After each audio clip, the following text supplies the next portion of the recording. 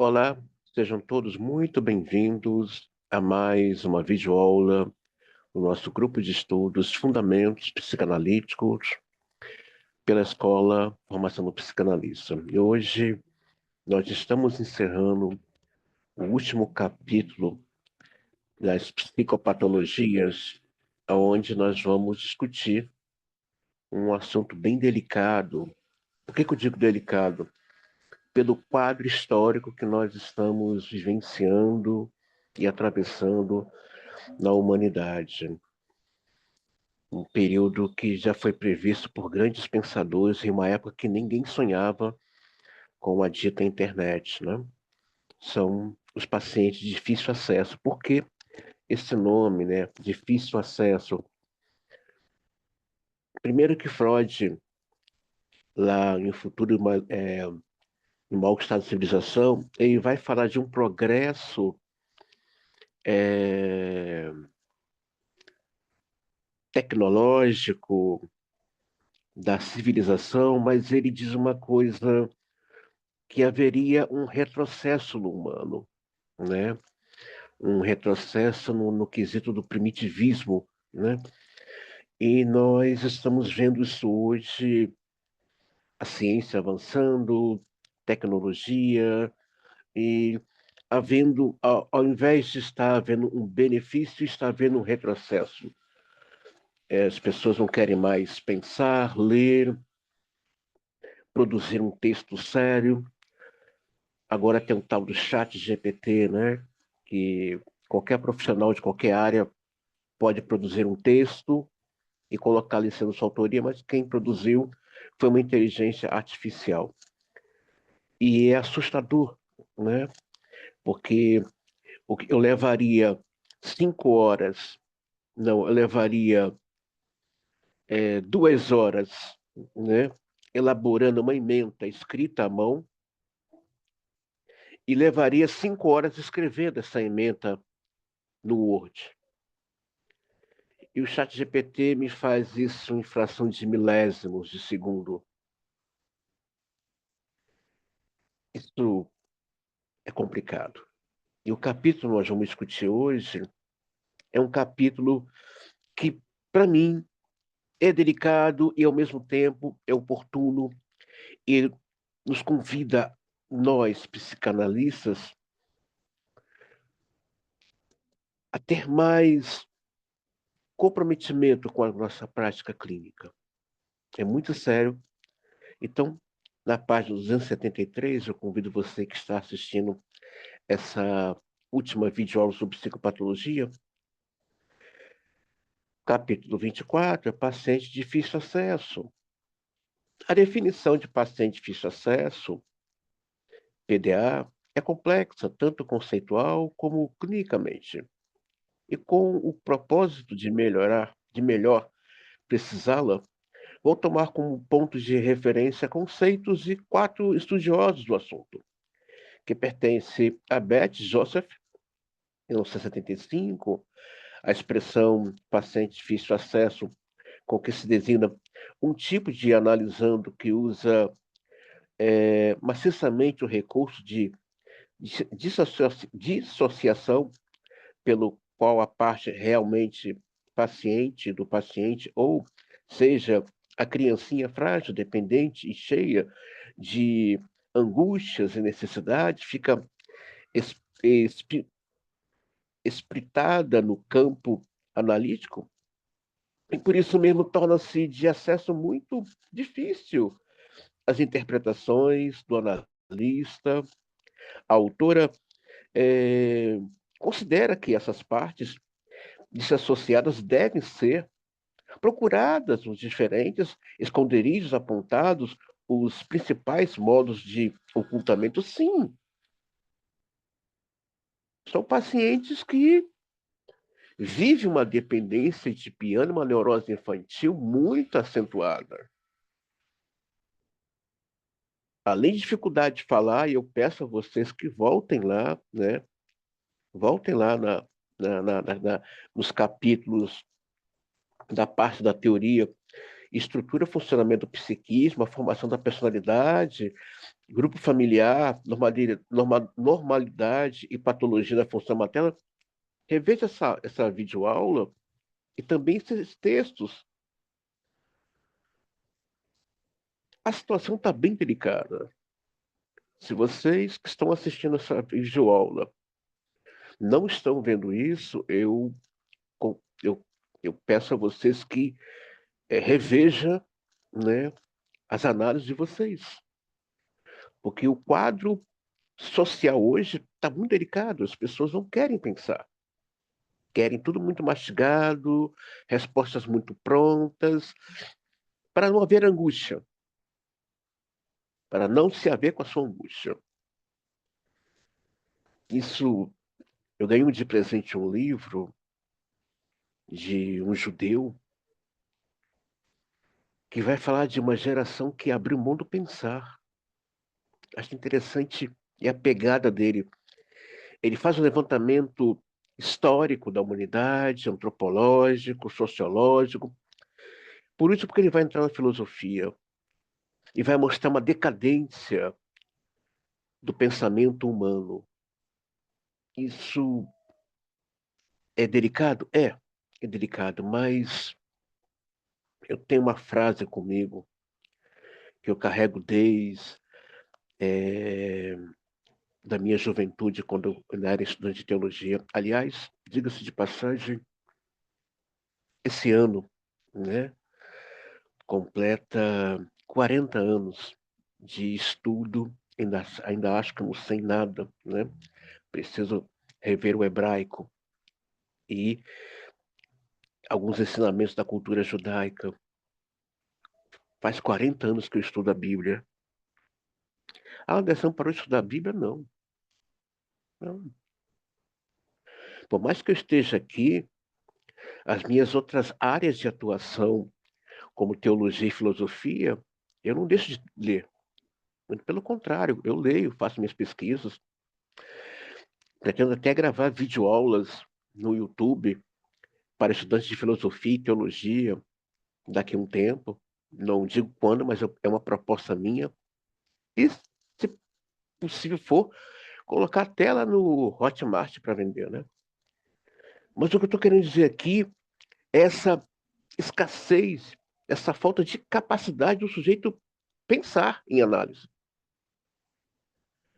E aí entra muito aqui a figura do analista, se ele vai, de um certo modo, ter demanda para esse tipo de demanda.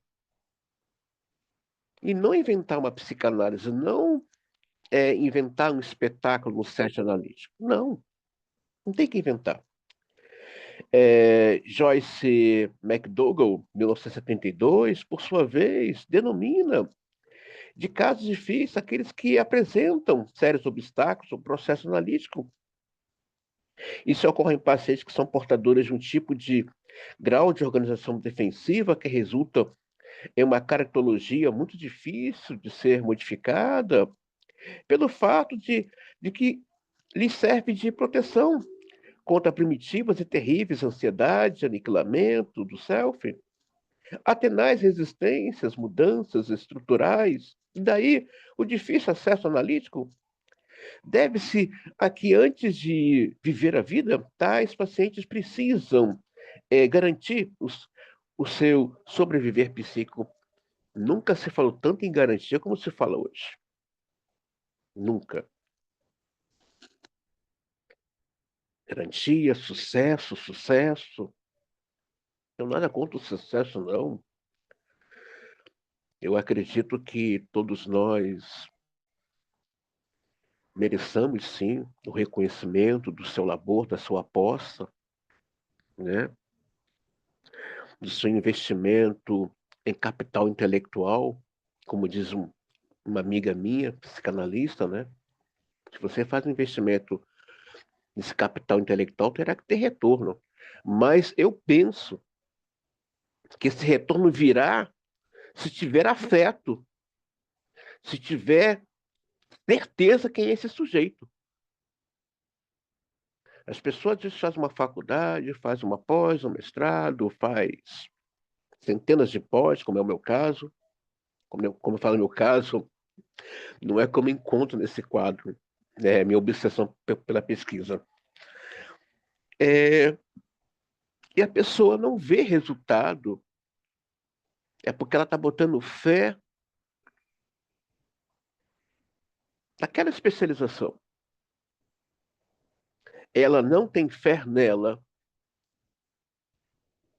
o que ela vai fazer com esse conhecimento, esse saber fazer, é que é a grande virada de chave.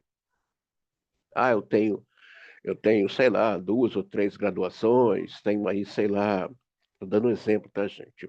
Eu tenho aí 18 pós-graduações na área humanística, desde psicanálise e assim por diante. Não é o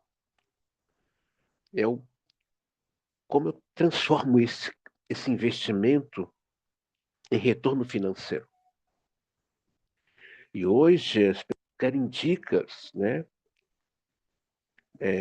O Instagram já está assim, pessoas dando dicas como ter sucesso no direito, na educação, na psicologia, como lotar seu consultório. Eu ainda sou de uma vertente que eu acredito muito numa análise que acontece através do desejo do analista.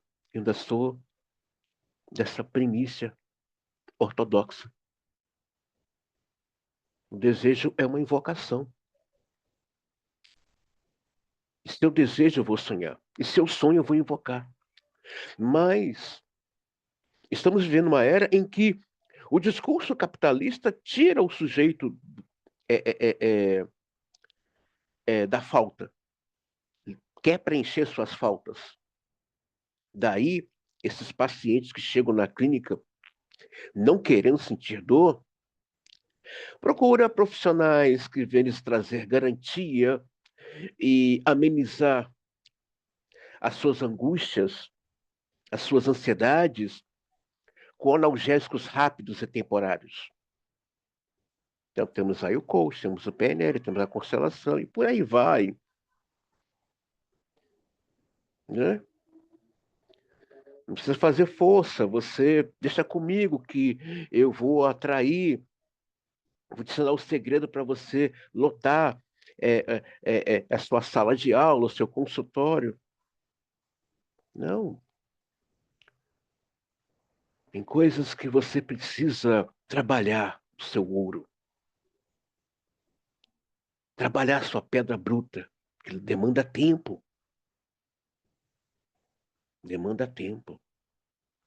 Esse perfil de paciente, esse perfil de humano que está aí hoje, ele não quer nada a longo prazo, ele quer alguma coisa para agora, alguma coisa que lhe dê, sabe, que venha a amenizar o seu sofrimento, porque é muito infantil. Não estou dizendo que é criança, é infantil.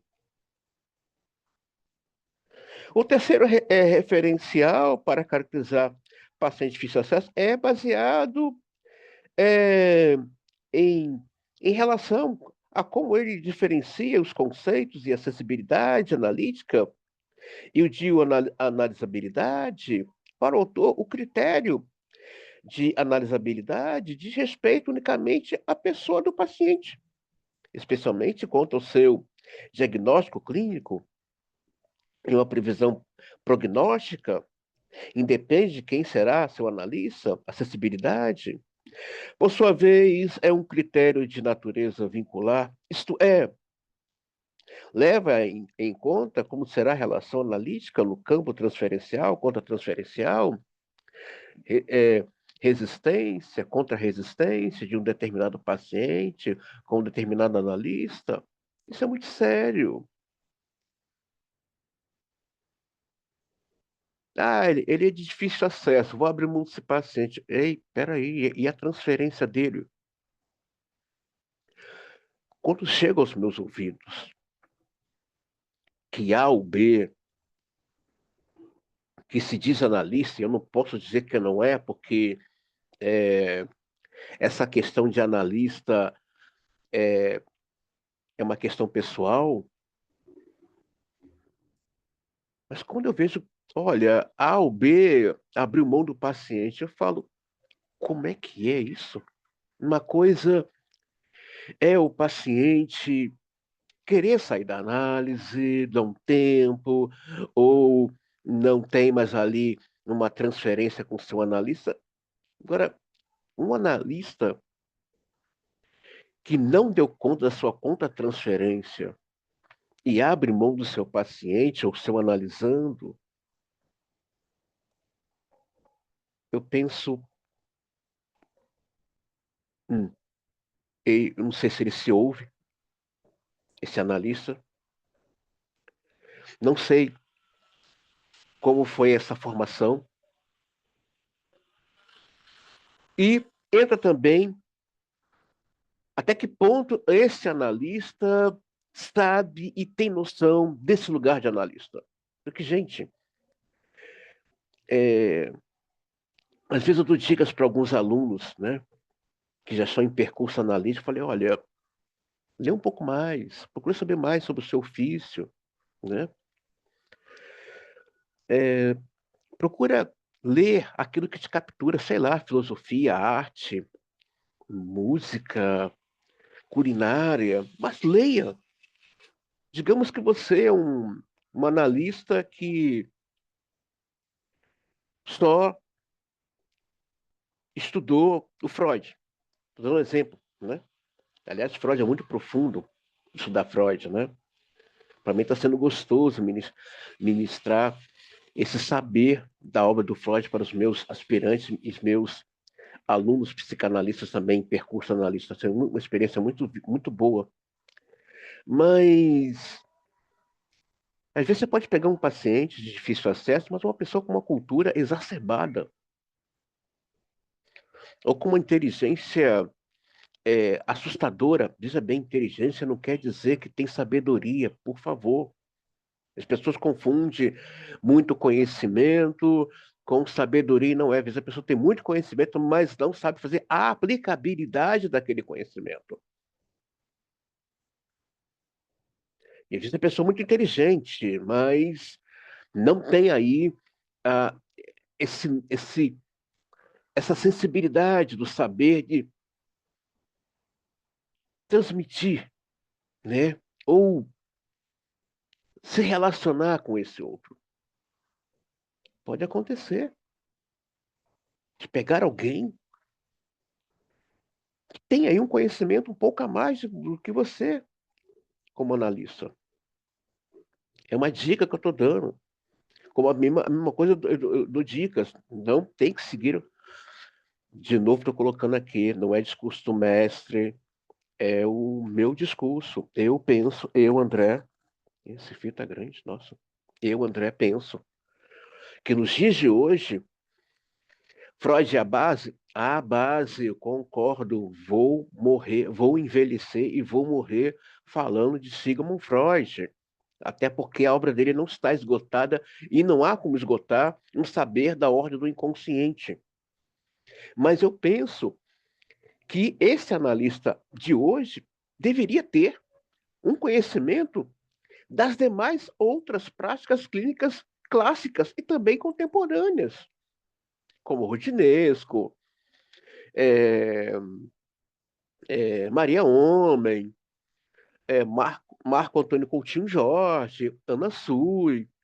Eu penso que deva, sim, ler esses analistas atuais e também ler os analistas clássicos.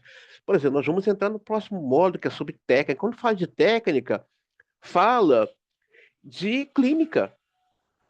E para fazer a aplicabilidade dessa técnica, entra aí um outro agravante muito delicado, um conhecimento histórico da psicanálise, um bom conhecimento teórico também da psicanálise, porque a técnica não anda sem a teoria não anda sem a técnica, e noções básicas das psicopatologias clássicas. Ah, mas André, tem as atuais, então compra aí um tratado de psiquiatria, de patologias, né? Ou dá uma lida na história da psiquiatria no Brasil, no início dela, ou na questão universal, para você entender a aplicabilidade de uma técnica. E quando falamos de técnica, estamos falando da técnica freudiana, da clínica da Melanie Klein, Donna Winnicott, Sandor Ferenczi.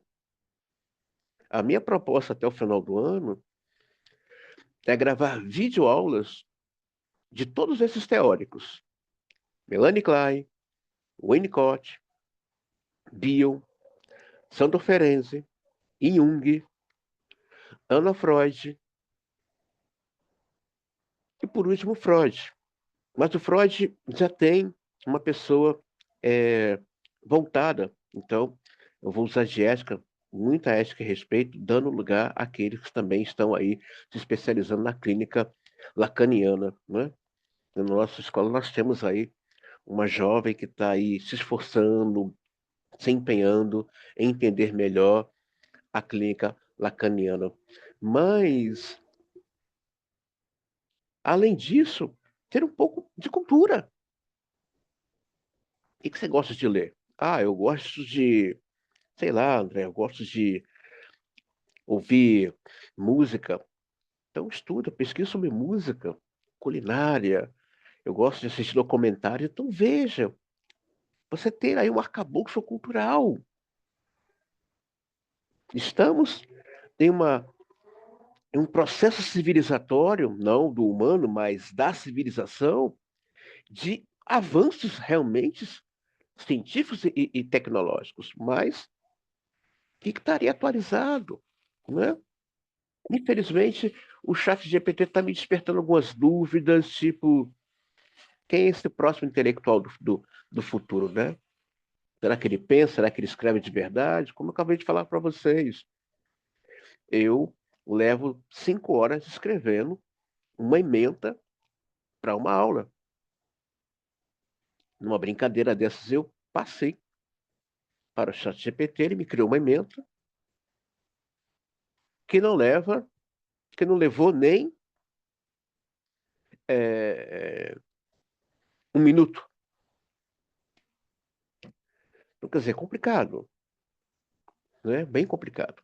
O quarto autor que embasa esse capítulo é Steiner, 1881, com sua conceituação de organização patológica, que será detalhada mais adiante. Outra consideração necessária aqui é o fato de que as influências recíprocas entre a teoria, a técnica e a prática da psicanálise têm promovido avanços, modificações, bem como aporte de novos e diferentes vertices de compreensão, de abordagem do paciente. A partir dessa perspectiva histórico-evolutiva, concordamos todos com o fato de que os mesmos pacientes, hoje naturalmente acessíveis ao método analítico, seriam considerados de difícil acesso ou não analisáveis pelos analistas pioneiros, sim. Por isso que eu falo a importância de estar lendo. Leu aqui um teórico, lê outro teórico. Procure dialogar, procure ter entre pares. Gente, deixa eu falar uma coisa para vocês. Hoje, você pode visitar uma escola de psicanálise que está em São Paulo. E você aqui. Você pode visitar, fazer cursos, participar de congressos. Nada Nada tão gostoso, tão maravilhoso que estar entre pares presencialmente, né? Face a face, no congresso, numa sala de aula, né? Mas hoje, no começo do meu percurso, eu saía daqui, do meu bairro, Grajaú, ia para a Zona Sul, visitar as outras escolas de psicanálise, né? E, e assim foi o meu percurso durante um bom tempo. Hoje, eu visito uma escola de psicanálise que está no Espírito Santo, mas que está no meu WhatsApp. Visito uma escola lacaniana que é do Rio Grande do Sul, que está no meu WhatsApp. E ali criamos vínculos, fazemos trocas. E assim, você vai tendo um aporte clínico, né? Eu não gosto muito dessa palavra paciente de difícil acesso, porque me dá a entender que esse paciente é invulnerável. Não. Ele é uma palavra também. Se é uma palavra, ele está sujeito a uma palavra que ele toca, como diz o Násio. Ele tem um inconsciente.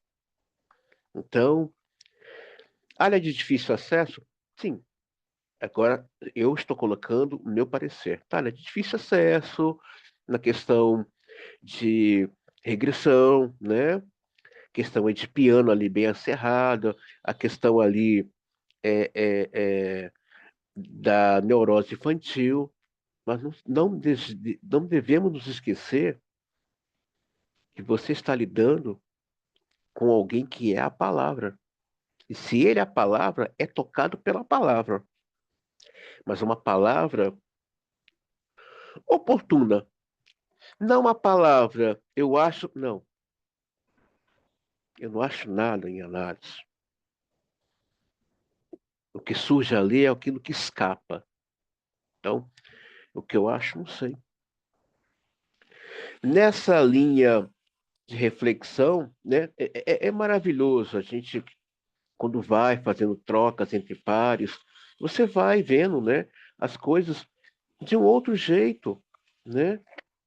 É, é, é, é, é é bem simples mesmo.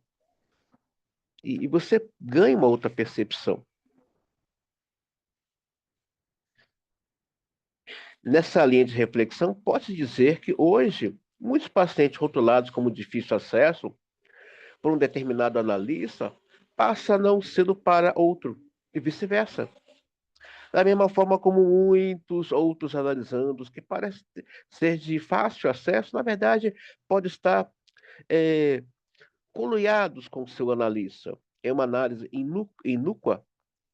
Em razão disso, talvez o melhor critério seja não de prejugar o paciente, mas sim o de experimentar tratá-lo dentro de um riquíssimo mínimo e é óbvio, levando em conta que a acessibilidade só poderá ser estabelecida com a própria marcha da análise e a definição de quem será o seu analista. Sim, essa questão de color é muito sério, gente. Tem um livro, quem pudesse ler, é, As Alianças Inconscientes. Cuidado com quem você faz conluio. Cuidado, cuidado. Estava conversando com uma amiga há 15 dias atrás. Ela me relatou uma coisa interessante que eu achei fantástica. Ela falou assim: é, essa pessoa fez um conluio com essa daqui e está pagando um preço. Sim, determinados conluios pode colocar a sua vida, muitas vezes, em perigo, em atraso. Veja com quem você faz conluio. Veja se esse conluio está fazendo bem para a sua vida. Ah, o paciente faz conluio com analista? Claro que faz, ele está ali numa transferência.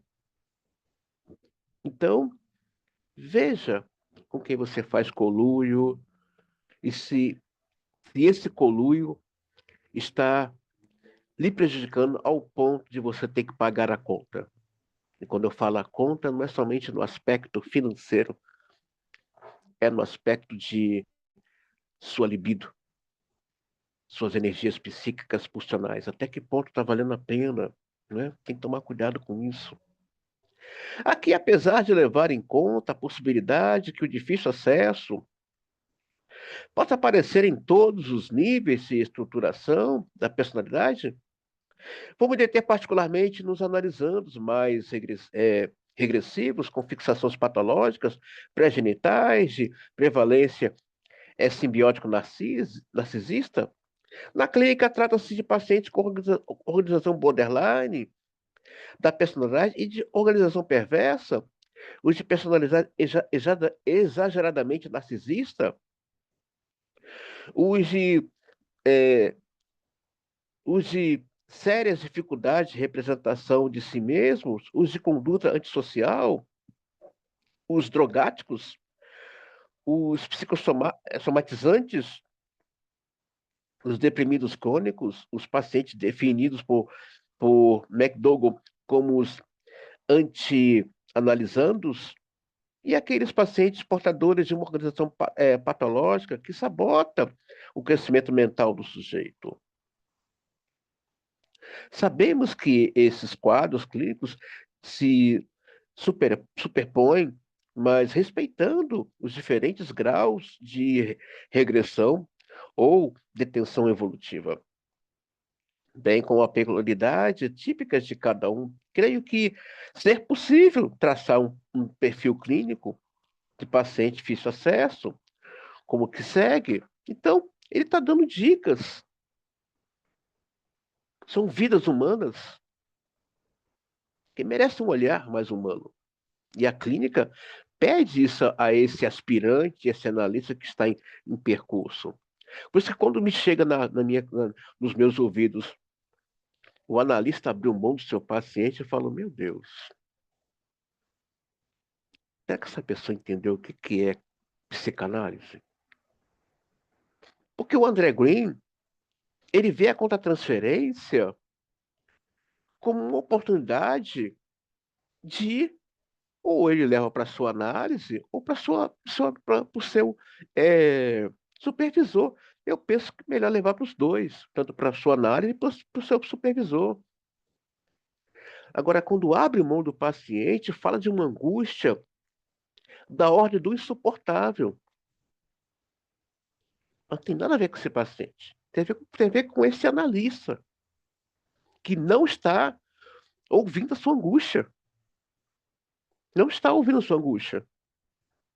Então, não adianta ter um cabedal de conhecimento teórico, sacar muito de técnica. Peraí, você está se ouvindo?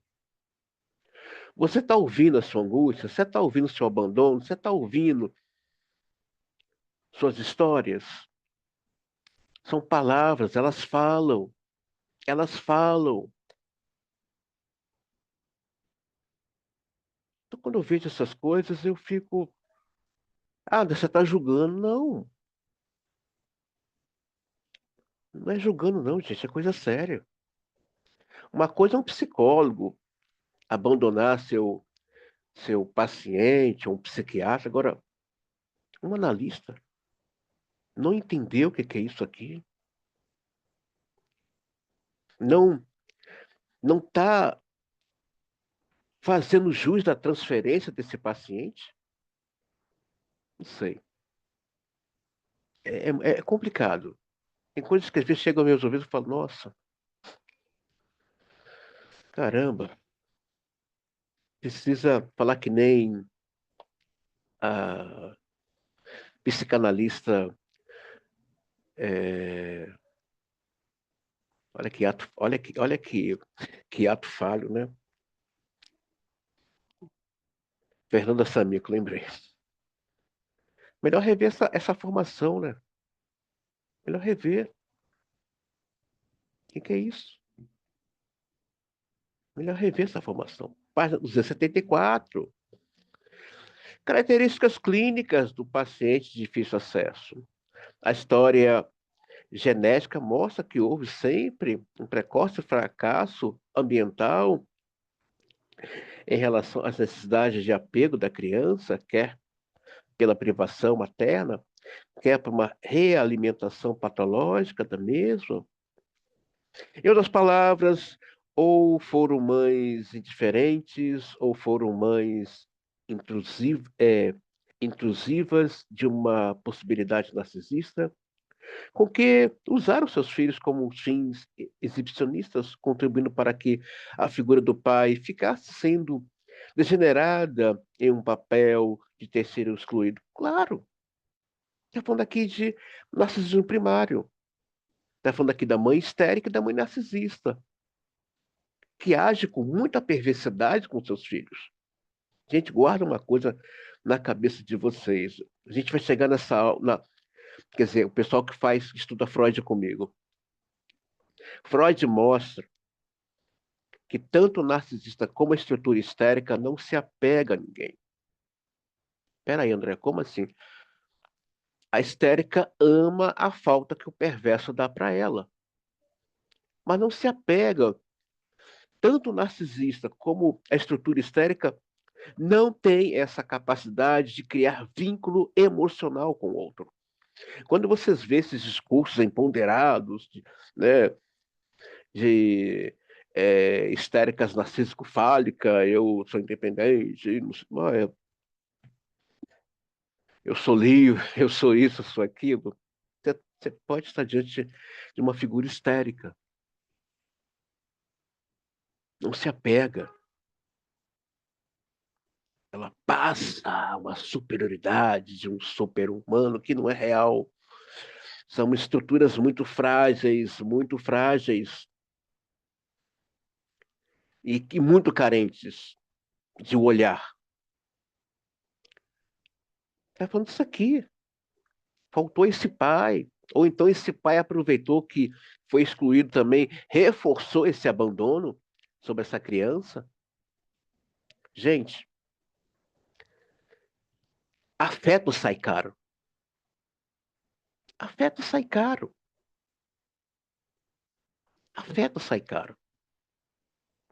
Dar afeto ao outro sai caro. Então, fica difícil. Fica difícil. Fica muito difícil. Então, é melhor, então, é, sucatear essa criança em todos os níveis, em todos os aspectos, na alimentação, no agasalho, na vestimenta, na educação.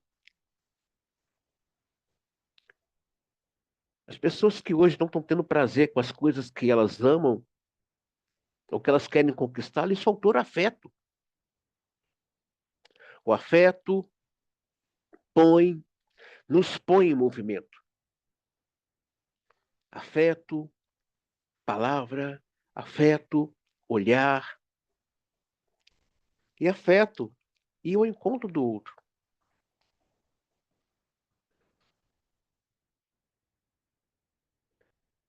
É tão triste, e hoje isso me abre um leque.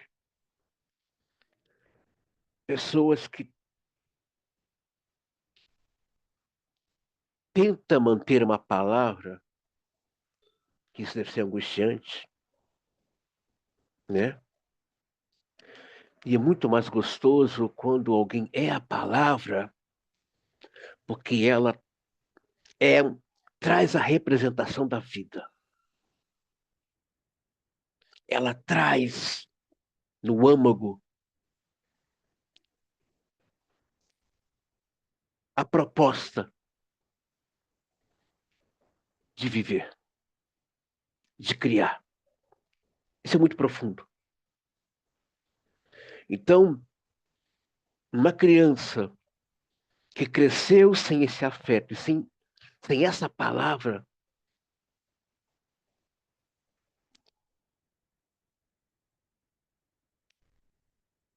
cumprir a palavra, ou viver a palavra, para ela é muito assustador. Porque não teve a palavra de afeto. E muitas vezes cumprir uma palavra para essa pessoa é da ordem do sacrifício. Isso é angustiante. Decorre daí um prejuízo na constância objetal, na construção da confiança básica, na passagem da indiferenciação para a separação e individuação. Lembrando, gente, que a pessoa que é indiferente, né, embora As pessoas, às vezes, têm um certo desprezo com pessoas que são indiferentes com o outro. Essa pessoa que se comporta indiferente é também uma pessoa muito abandonada. Nós vimos isso em algumas aulas aqui. São pessoas muito abandonadas. Então, não condene uma pessoa que age indiferente. Ela pode até na fantasia dela, narcísica ou de piano, achar que ela é soberana. Não, ela é sofrida. Não julgue. Tais pacientes mostram uma particular dificuldade para depender, com o fim de evitar novas humilhações e para as separações, pois estas estão sempre ligadas a uma ansiedade, um tipo de aniquilamento, ao risco de cair em uma depressão analítica. E estamos vivendo isso hoje. Pessoas que têm pavor da palavra separação, perda. Suas histórias são histórias de muitas perdas, muitos abandonos, muitas humilhações. Mas eles chegam na clínica, essas pessoas, com essas narrativas profundas. O limiar de tolerância às frustrações é baixíssimo.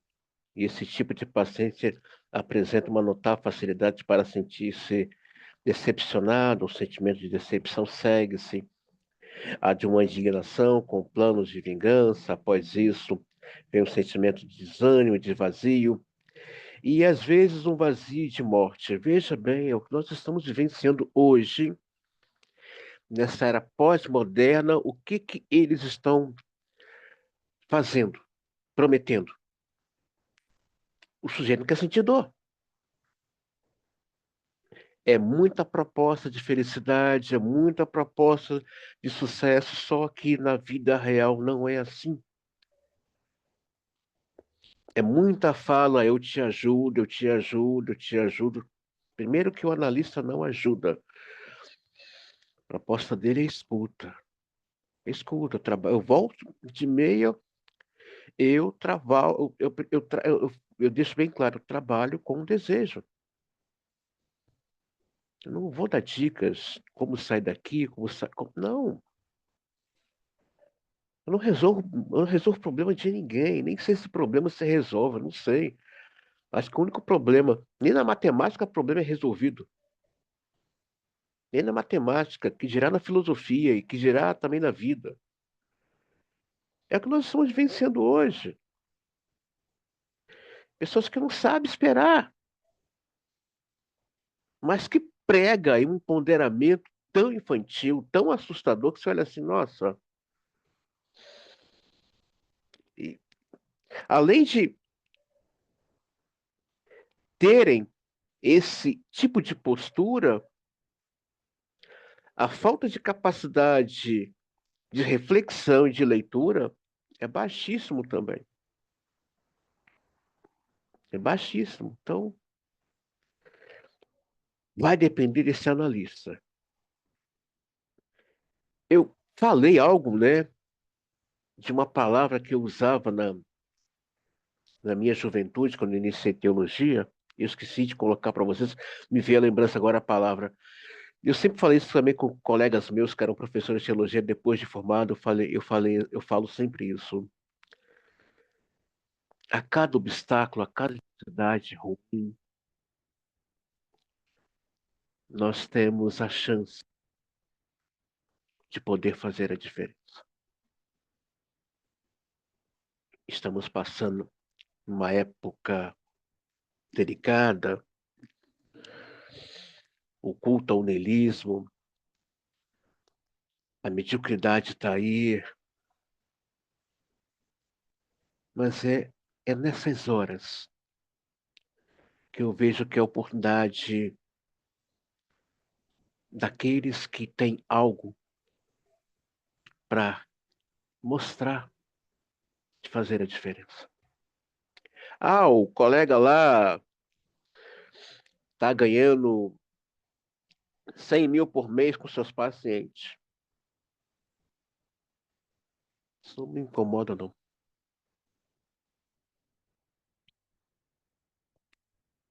Vai me incomodar o dia que eu, André, você que está assistindo essa aula, pegar tudo isso aqui e não enxergar mais o humano. Porque essa ciência me convida dia após dia, semana após semana, a ser humano. E hoje, vendo que eu sou a palavra, isso me enriquece muito. Não que me torna imbatível, não. Mas me leva a rever a minha essência. Não só como analista, mas como ser palavra. O que eu posso fazer pelo André a nível de criar? Sim, a palavra cria. Criar a partir do André para o outro. Pacientes hoje são difíceis, são vidas. São palavras que precisam ser ouvidas. E são palavras que têm que ser tocadas com palavras. Isso é profundo. Organização patológica, a caracterologia dos pacientes de difícil acesso, como vimos, não é claramente estruturada como uma entidade única. Pelo contrário, ela comporta uma grande variedade de síndromes clínicas que não necessariamente guardam uma proporção de diretas com grau de regressividade ou de gravidade. No entanto, virtualmente em todas essas situações clínicas sempre está presente uma organização patológica que, agindo desde o próprio self do paciente, dificulta ou até mesmo impossibilita que ele estabeleça um contato com a sua parte doente.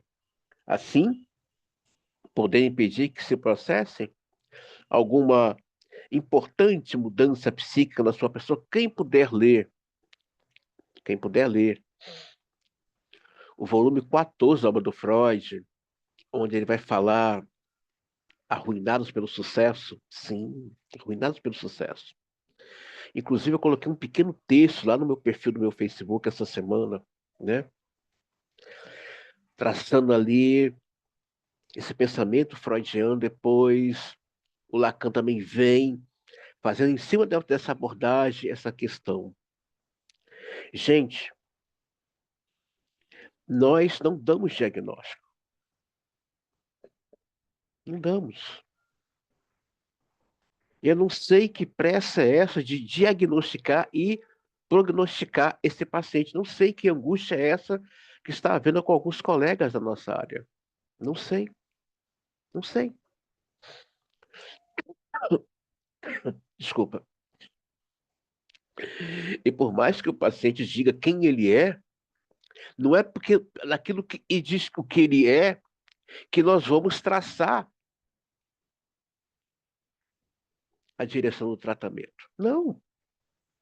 Primeiro é que não mexemos no sintoma.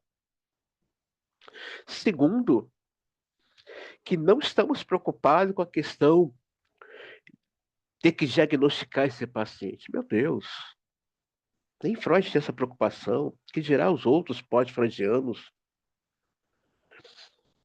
Então, vamos tomar cuidado com isso, né? A, o B, é isso, é aquilo. Ei, aí você não está escutando. O que faz uma clínica, eu volto a falar dessa última videoaula sobre psicopata, não a última videoaula do curso, não. É escuta, meus queridos. Não adianta eu ter um arcabouço de conhecimento teórico e técnico se eu não escuto a partir da minha pessoa. Eu preciso ouvir minha palavra. Ouvindo minha palavra, ouvindo minha dor, ouvindo meu abandono, eu vou ouvir esse paciente. Não importa quem ele seja, se ele é regredido, se ele é um paciente com uma predisposição para avançar na análise. Isso não importa. O que importa é a escuta. E o que importa é que se ele ou não está inserido na análise ou não, ele está tendo transferência com esse analista. E isso é o que é o desejo do analista, que a análise aconteça. Ah, mas ele não se inseriu na análise, não importa, é uma vida, ele está vindo. Eu tenho um paciente comigo de 5 anos que nunca entrou em análise, mas toda semana está lá. Toda semana está lá. Tem algo ali falando, tem algo ali dizendo. Toda semana, não falta. E aí? A análise não é para me agradar, não é? Ah, eu gosto de fazer análise que esse paciente. Isso já é uma contra-transferência. Porque você, eu gosto de atender esse paciente, porque a análise flui.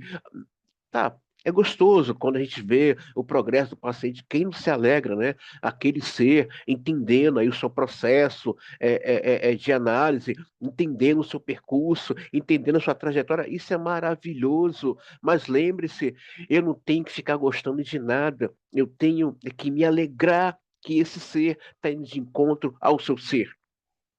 Isso é que é importantíssimo. Isso é maravilhoso. Isso é muito sério. Eu gosto de analisar esse, mas não gosto de analisar aquele. Então você está numa contra-transferência, muito delicada. O manejo é técnico, página 275. Gente, qualquer dúvida sobre esse capítulo, por favor, pode me perguntar lá no YouTube ou então no grupo. Não deixe de perguntar. Pergunte. Pergunte sim, por favor. Em relação ao processo analítico na situação clínica, os seguintes pontos devem ser destacados. Relativamente o 7, é imperativo levar em conta que os pacientes muito regressivos exercem pressão de toda a ordem no sentido de desvirtuá-lo. Assim, eles podem usar de todas as táticas conscientes e inconscientes concebíveis, tais como correção, ameaça, sedução, chantagem, alegação de desamparo e pranto, promessas, imperativos, etc. Todas elas convergindo para uma tentativa de induzir o analista a cometer uma transgressão técnica e por isso de especial importância que o analista, sem excessiva rigidez, mantenha neutralidade a todo custo, preserve o set. E a parte essencial de enquadre e desenvolvimento de uma aliança terapêutica, sem a qual a análise não se processa. Também é importante levar em conta que, se o paciente não está utilizando o SET para fins de é, secretos gozos pré-genitais de ordem perversa, ou se, da mesma forma, ele está usando sua linguagem como uma forma de comunicação, ao contrário disso. É muito comum que esse paciente tente fazer uma inversão dos papéis da relação analícia e paciente.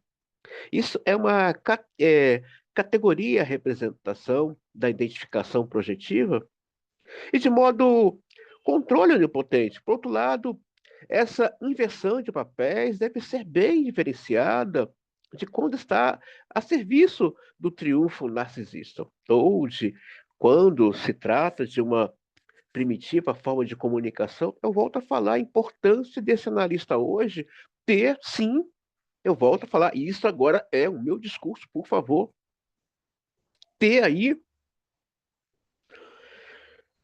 como que está essa análise, e a formação, é a palavra, seu conhecimento histórico, teórico, patológico e técnico da psicanálise, tudo isso conta, né? Se ele está sempre lendo, se ele está aí conhecendo outros teóricos clássicos, lendo, pesquisando, revendo, né? O paciente te conta uma história, ele não quer saber da minha história. Quando eu começo, se o paciente me conta uma tragédia, eu falo, olha, não, porque na minha vida, peraí, isso já é contra a transferência, você não está entendendo a análise. O paciente não quer saber dos meus impasses ou dos meus sofrimentos históricos, emocionais e psíquicos. Não quer saber da história dele. Se alguém está interessado no texto que ele está trazendo de dor. Começou a ver isso? Já está aí prostituindo esse set. Você quer uma clínica de relevância? Você que está assistindo a sala, você que é aspirante, você que é analista, estude, leia. Mas, acima de tudo, se escute e desenvolva afeto pela sua essência. Sim, afeto pela sua essência vai levá-lo a muitas vezes a você fazer descobertas maravilhosas e gostosas a seu respeito. Então, para o paciente se ver, ele precisa de uma boa escuta.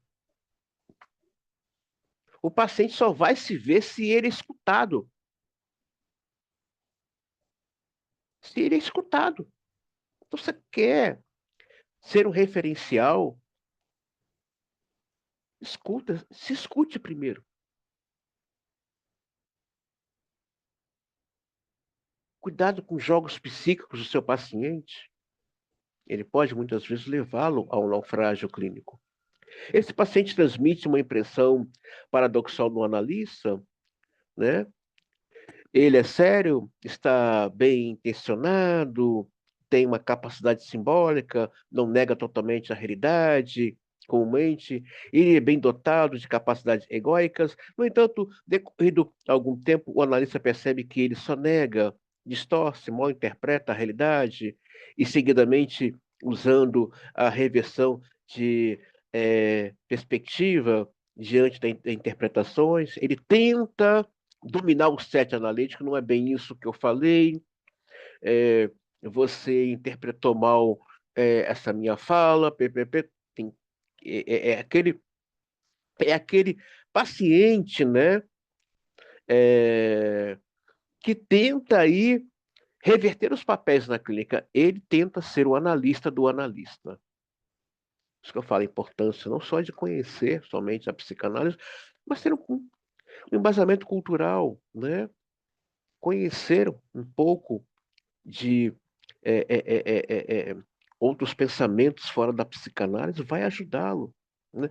Quando um analista deixa um analisando dominar o set analítico, ou o paciente dominar o set analítico, esse analista está falando dele. O quanto, aí entra o Násio, o quanto ele desconhece o seu ofício. E quanto ele desconhece esse lugar do sujeito do inconsciente, que é o próprio psicanalista. Ele desconhece. Então, tá aqui uma dica. Você pode ou não abraçá-la, mas sempre vem essas surpresas no set analítico, né? Quando qualquer análise não avança, o analista deve pensar na presença ativa de uma é, organização patológica. Naquela fase de tratamento sendo frequente que a análise assume um caráter pendular, oscilando entre fases animadoras e outras fracamente desanimadoras. Na transferência, é bastante frequente que esse paciente tente estabelecer alguma forma de conluio perverso com o terapeuta, nos mesmos moldes das relações perversas que existem entre as distintas partes do seu self, o libidinal e o agressivo. A contratransferência, em certos períodos, é muito difícil, fazendo-se necessário que o analista mantenha-se alerta para não ficar identificado de forma complementar com certos aspectos perversos do paciente, de forma de evitar reforçá-los e contrair algum tipo de conluio resistencial. silencioso, principalmente levando em conta que o nível de inconsciente da organização padrão faz com que o paciente utilize a análise para um outro fim, que não o de uma substância mudança psíquica. Quando falamos de mudança psíquica, é energia. São mudanças pulsionais, tá, gente? Mudança psíquica não é da estrutura. São as viradas de chaves pulsionais. Então, tem que estar atento a essas questões. Bem atento, né? Ah, o analista tá numa conta transferência. Opa, puxa o freio de mão, que tem essa que você entrou, que você se deixou se seduzir.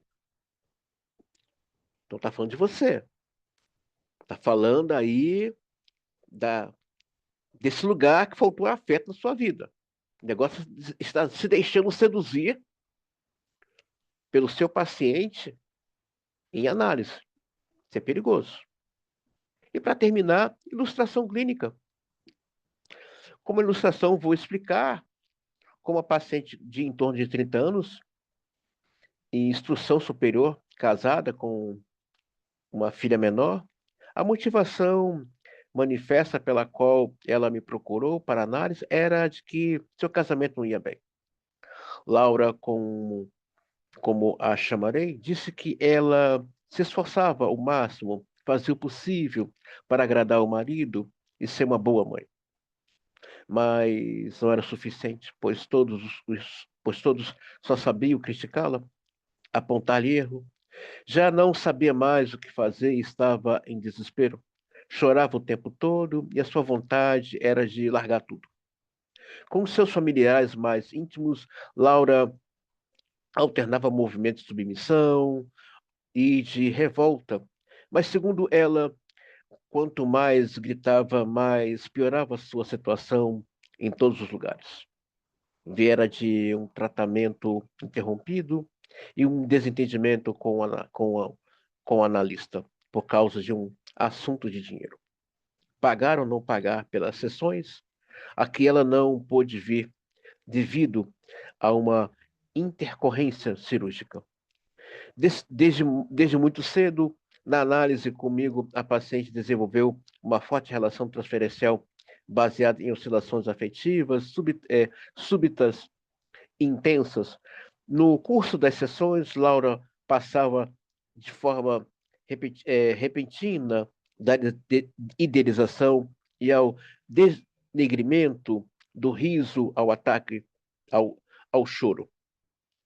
A prolicidade ao mutismo, ao elogio, ao ataque verbal, de uma voz amistosa para gritos coléricos, de fluência mais associações, para súplicas, daí para as queixas e dessas para as ameaças, e terminar tudo, e de abandonar a análise comigo, e de procurar outro analista que fosse mais sensível e afetivo do que eu.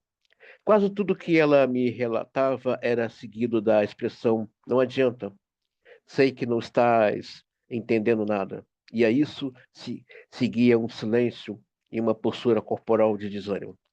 Mais uma vez levantou-se no meio da sessão e raivosa ia embora sem se despedir. Em alguns momentos ela me pedia um prolongamento de tempo de sessão, ou prescrição medicatosa, ou sessões extras. Na medida em que se sentia frustrada, na maioria desses pedidos, Laura intensificou as queixas e ameaças. Por volta do quarto mês de análise, em uma última sessão da, da semana, cumprindo suas ameaças prévias, deu tratamento por encerrado. Aceitei prontamente. Veja bem, ele aceitou. Ele não mandou ela embora. Ele não mandou. É isso que, sabe? Aceitei prontamente a sua decisão e combinamos a liberação do seu horário. Enquanto eu percebi intimamente aliviado, mas à noite desse mesmo dia ela me telefonou com a voz sumida e aos prantos me suplicava para que eu desse um jeito de vê-la no dia seguinte, um sábado. Pareceu-me um desespero sincero, atendi seu pedido, sendo que nessa ocasião ela me pediu uma nova chance de prosseguir seu tratamento.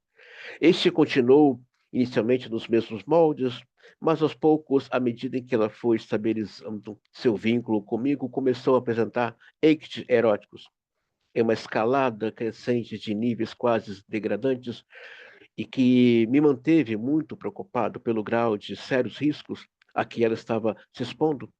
Voltei-me a me perguntar se era uma paciente analisável ou pelo menos se era acessível à minha capacidade analítica. A partir desse claro desconforto contra-transferencial, passei a refletir mais profundamente sobre o que estaria acontecendo conosco.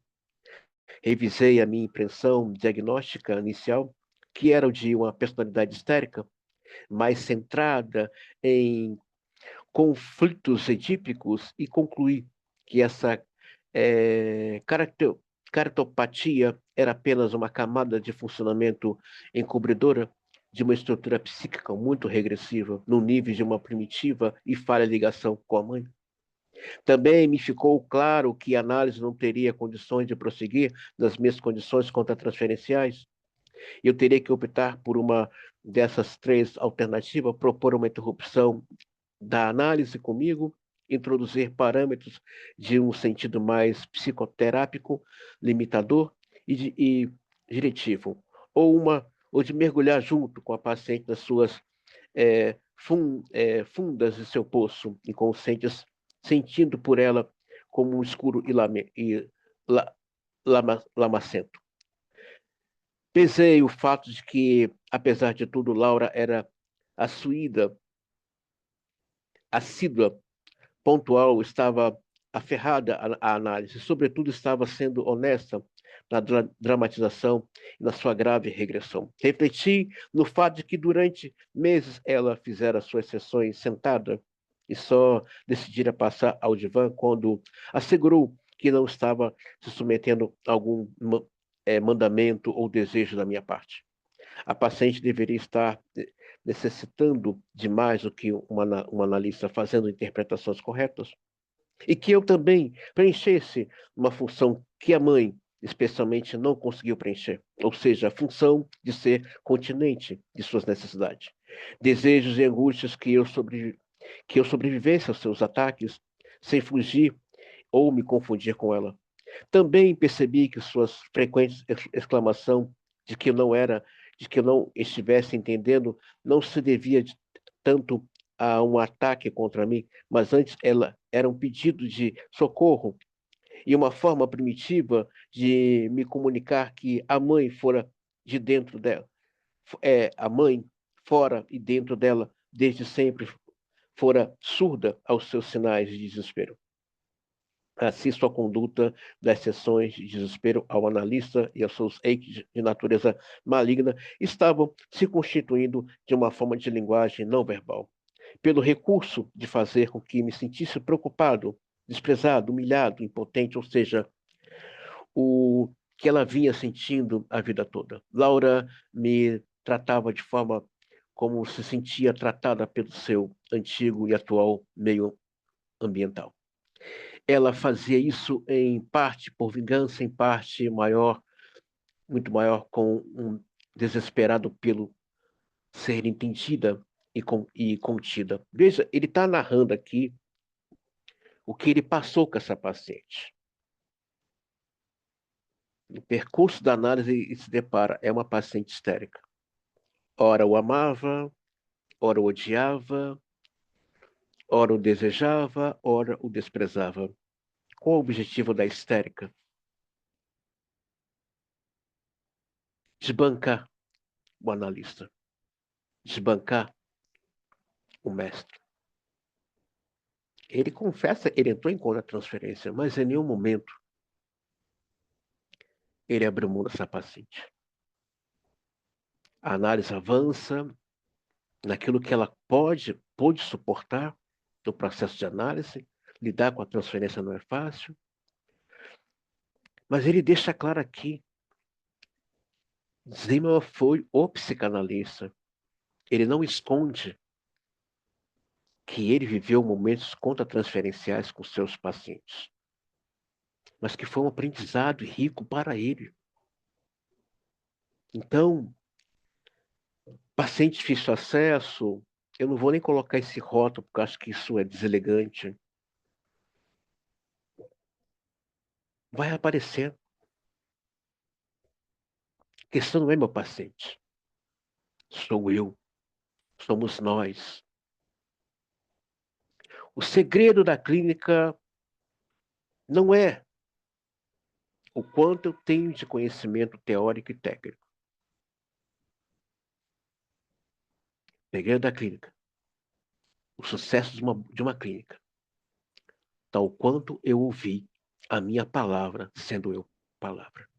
Então, meu querido aluno, seja você aspirante ou analista em percurso, se você deseja que a sua clínica seja um referencial, escute o seu ser palavra, o que ele está dizendo para você, o que ele diz para você todo dia. Então, se você gostou dessa aula, por favor, não deixe de curtir. Se você não conhece nossa escola, não deixe de me procurar. Eu espero que essa breve videoaula possa lhes trazer muito acréscimo e lhes ajudar no percurso analítico de vocês. Até breve, gente. Muito obrigado.